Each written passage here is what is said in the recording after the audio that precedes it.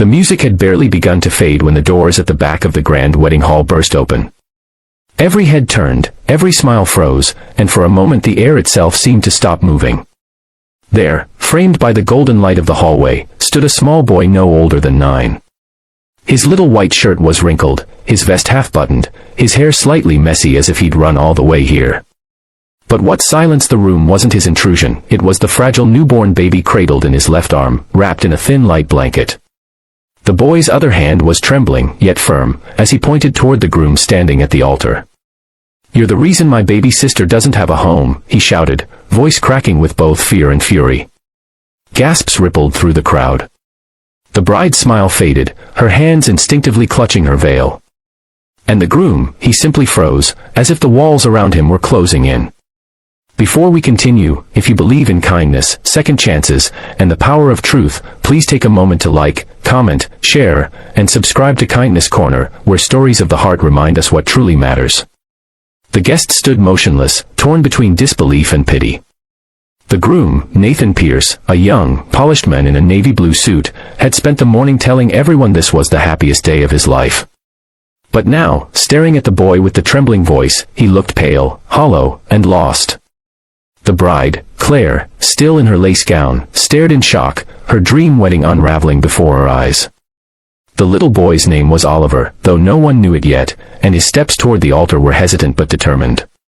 Behind him, a few late guests peeked in, unsure whether to intervene or witness what felt like something sacred, tragic, and raw unfolding in real time.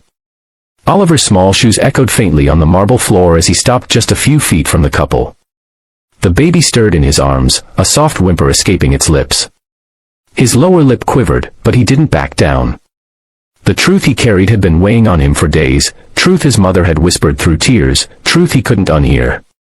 His mother, Grace, had once worked for Nathan before his engagement to Claire, cleaning offices late at night, sometimes bringing little Oliver with her because she couldn't afford a sitter. Nathan had been kind at first, offering her rides home, warm coffee, gentle words. But that kindness had turned into something else, something Grace never wanted to talk about until recently, when her health began to fade and the baby in her arms became a reminder of both love and betrayal. For months, she'd begged Nathan to help her, to at least meet the child he had fathered. But he had cut all ties, blocking her number, pretending she never existed. He was starting a new life, one where mistakes could be buried under vows and photographs. Grace had told Oliver about his baby sister, about the men who once promised to help but turned away. And though she tried to stop him, the boy's heart couldn't bear watching his mother fade while the man responsible was celebrating under chandeliers. So he ran. He ran all the way from their small apartment, clutching the baby close, following the sound of music and bells that seemed to mock everything he knew. When Oliver spoke again, his voice cracked with emotion. "My mom's in the hospital," he said softly, eyes glistening. "She told me to tell you she forgives you, even if you don't love us." The silence that followed was unbearable. Guests shifted, some covering their mouths, others whispering prayers. Claire's face turned pale, she looked from the boy to her fiancé, searching for denial, for explanation, but Nathan said nothing. His hands trembled at his sides, his jaw clenched. Tears brimmed in his eyes as if the walls he'd built were collapsing in front of everyone. Slowly, he took a step forward. The crowd parted, and even the music had long since died. Nathan's mind flooded with memories, late nights at the office, the sound of Grace's laughter, her eyes filled with warmth before guilt replaced them. He'd told himself he was too young to be a father, too busy building his future. He'd buried that truth under layers of ambition and comfort. But now, as he looked at Oliver, standing there with the baby he refused to acknowledge, shame twisted like a knife inside him. He knelt. He tried to speak, but his voice broke. The weight of every choice he made pressed down until he could barely breathe. Claire stepped back, her heart pounding, tears slipping down her cheeks. "Is it true?" she whispered.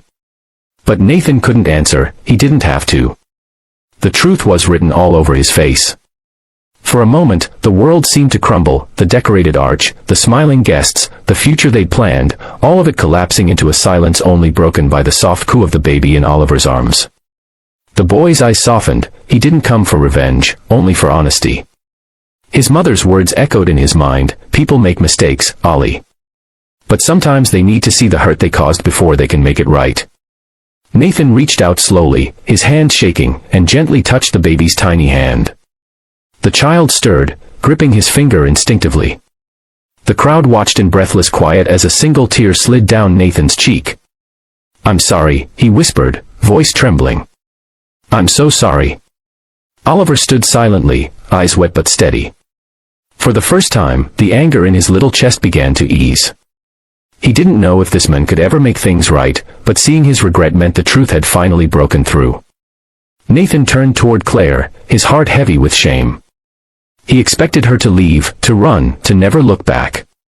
But instead, she looked at Oliver, then at the baby, and took a deep, trembling breath. "Bring your mother home," she said quietly. "We'll help her." Her words weren't loud, but they rippled through every heart in the room like a prayer. The audience stood still, moved not by scandal, but by forgiveness. Nathan nodded, tears streaming freely now, as the guests lowered their heads in silent awe. The boy didn't smile, but there was peace in his eyes, the kind that comes when truth finally finds light. If this story touched your heart, please take a moment to like, share, and subscribe to Kindness Corner, where true compassion and courage still matter. Before the end, please comment below, would you forgive someone who hurt you if they truly regretted it? As the music resumed softly and the guests began to disperse, Nathan walked with Oliver down the aisle, not toward a perfect future, but toward redemption. In his arms, the baby stirred again, safe for the first time in a long while. And in that quiet moment, surrounded by broken vows and mended hearts, a man who once ran from love finally found it waiting, in the hands of a child who refused to give up.